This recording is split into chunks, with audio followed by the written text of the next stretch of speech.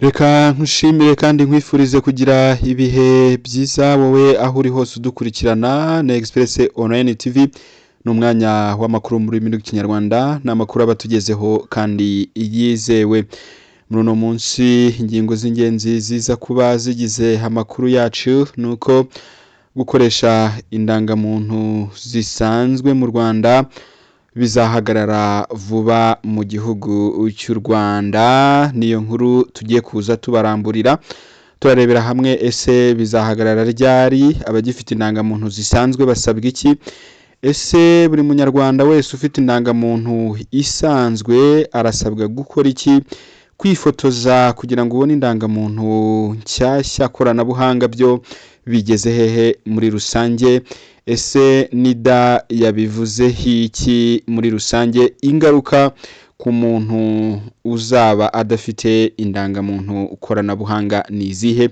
nibyo tugiye kuza tugaruka mu makuru yacu ku buryo burambuye. Ntujye kure ndagaruka none tuyarambure.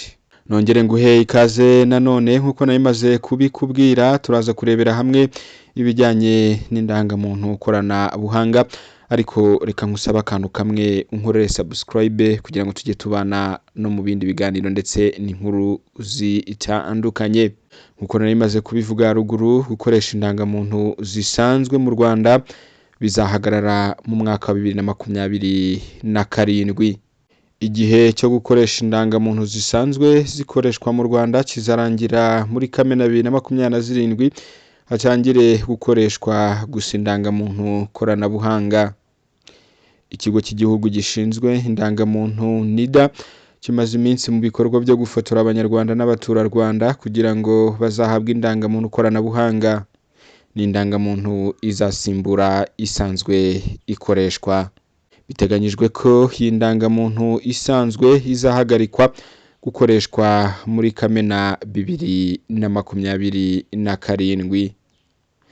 Umuyobozi mukuru w'ikigo cy'igihugu cy'indangamuntu NIDA Joseph Mukesha yabwiye The New Times ko nyuma y'icyo gihe indangamuntu isanzwe itazongera gukoreshwa mu Rwanda.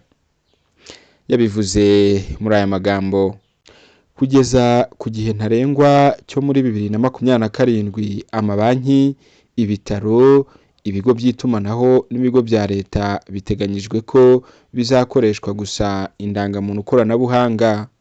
Izi mpinduka zivuze ko abantu badafite iyi ndangamuntu y'ikoranabuhanga bashobora kuzagorwa no kubona serivisi.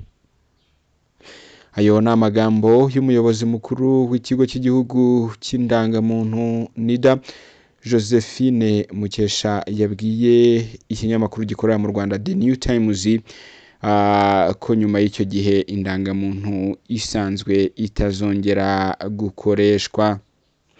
Biteganyijwe ko iyi ndangamuntu izaba ifite ikoranabuhanga rigezweho ku buryo bizaba atari ngombwa kwirirwa umuntu agendana indangamuntu ifatika.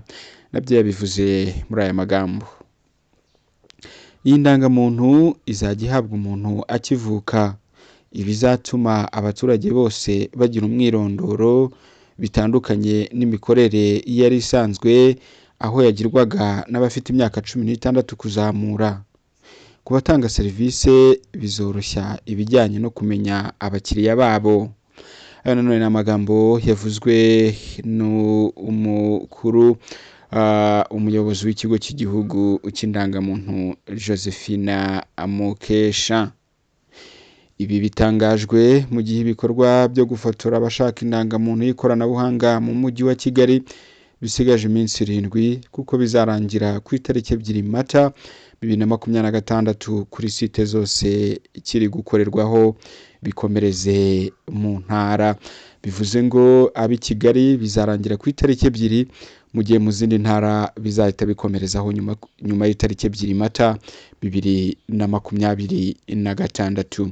Buri muturage rero asabwe kuba yifotoje, ubwo ndavuga mu mujyi wa Kigali ndetse no mu ntara bakazifotoza kugira ngo muri 2027 buri muturage wese azabe afite indangamuntu korana buhanga.